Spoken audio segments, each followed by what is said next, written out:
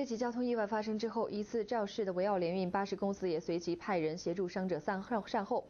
巴士营运总监就表示，公司宗旨是安全至上，巴士司机也都接受过2周到2个月的培训。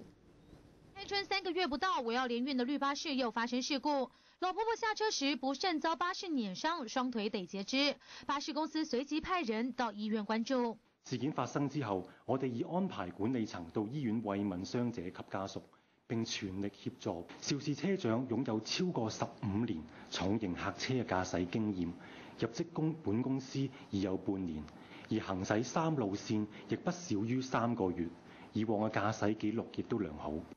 而此前，維奧聯運的綠巴士還涉及了2起死亡事故。1月22號，54歲的女電單車駕駛者和維奧聯運巴士相撞後不治。2月25號，老先生過紅綠燈，不慎遭維奧聯運巴士撞倒不治。根據交通事務局的交通意外統計，維奧聯運1月就有50宗交通意外，比新福利公司還多了1倍，讓不少網民也紛紛在社群網站上表示，希望大家要小心。面對記者的提問，維奧聯運強調公司的宗旨一向是安全至上。安全駕駛係我哋公司嘅企業宗旨，同時我哋非常重視車長嘅培訓。